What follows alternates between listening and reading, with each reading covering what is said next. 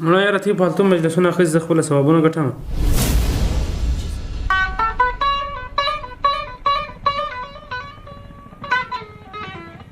شریف خان د پټرول څه انکام نشته د کښته کېدو؟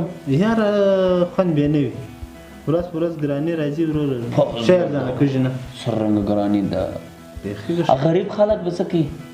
مړه غریب خراب وي بس په ځان اړ شمس د دوای خو ډېرې پرته سوي دي، دا څونې پرته سوي ستاسو خو نو کار دی، تاسو ته معلوم دي څونې پرته سوي. د غریب تر 2000 طرز به په 200 به اوس په 600 په 900 کوي. بیخي ډېره ګراني شوې. له اسمانو سره خبرې کوي. د یو شی هم نه دی پاته، مکمل شی هم پرته سوي. قیامت دی مړه، قیامت یې جوړ کړی. بیخي که سره ای به څه کوو؟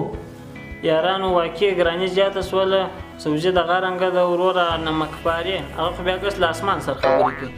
واقعیم دغه رنګه د اصلا د نمکبارو ته خو بیا بیخي د چا لاس نه رسېږي. بالکل زپاره ته څه کوې په موبایل باندې مشته مجلس روان شوی دی، دغه ته د موبایل دی خیر دی. مړه یاره ته فالتو مجلسونه اخیست زه خپله ثوابونه ګټم. د چی ثواب؟ څرنګه ثواب ګټې؟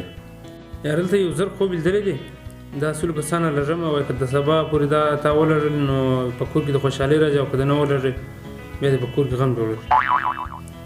چې خوب کې د په میسنجر باندې خوب نه ولا شي؟ او خوب په میسنجر خوب ته لږې اصولو کسان ته بیا دې په کور کې خوشحالي راځي، که د نه ولرې غم غم دا یې دا په دغه کې ثوابونه نشته.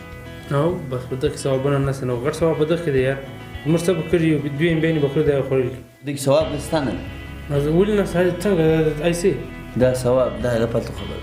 محمد خان په چیش باندې خبره ده. او بیا نه هم ختم شوی. په چیش باندې سمه ده عزیزله، تېره ورشه.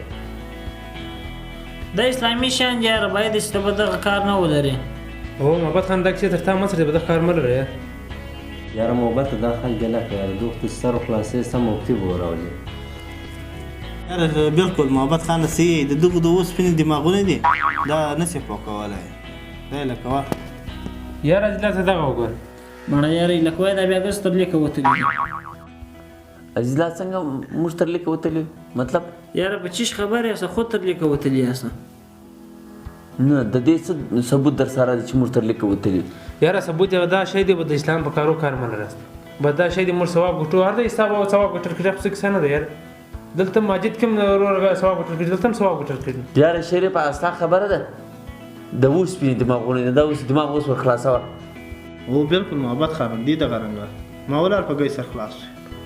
زفر ورور ته یې له ځانه شروع یې، له ما سره ثبوت شته د هر څه.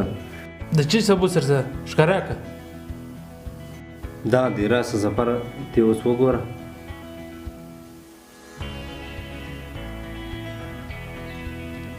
بسم الله الرحمن الرحیم.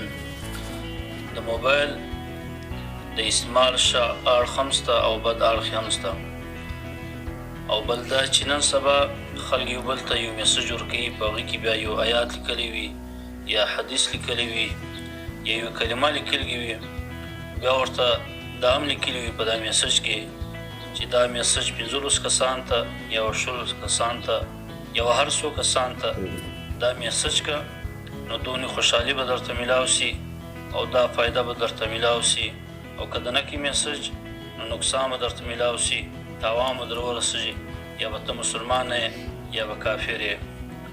دارنګه میسج کول یا لیکل یا وایس کول د دې په حدیث کې یو حقیقت نشته، دا بې سنده بې دلیله خبره ده. او بل دا چې بل طرف ته په دین باندې په عباداتو باندې یا په حدیثو باندې په دینی احکامو باندې مزاق کوانګ پس خوند وانګه دغه استهزاء کوانګه دا ګناه کبیره ده، بلکې دا ډېره خطرناکه خبره ده.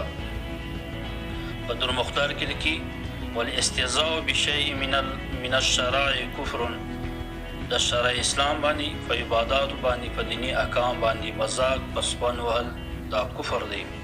لہذا له داسې میسجانو باید هر سړی ځان وساتي.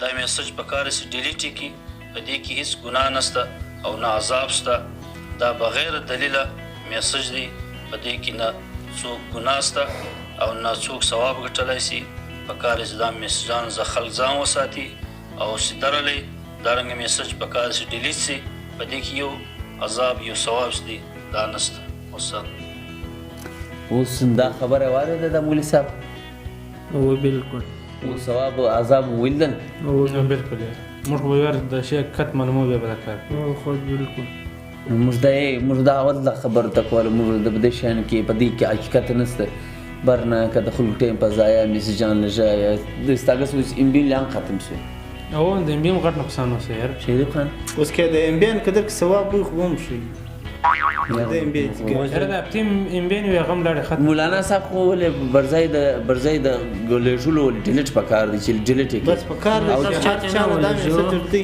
بل مسلمان سودایي نه کی هرګه میسج دی اوس بیا بل څلور کسان لري خلک ګرځي هغه مولوي صاحب برځای د ثواب ټولو ګناه کبیره ده ګناه دا کبیره وایي چې تا ډیلیټ عذاب اوس موږ ته بیانات لې ما بس خانه تر به موږ ما پیو غاړو انده به ورور بیا داس کار بلار بیا نه کوی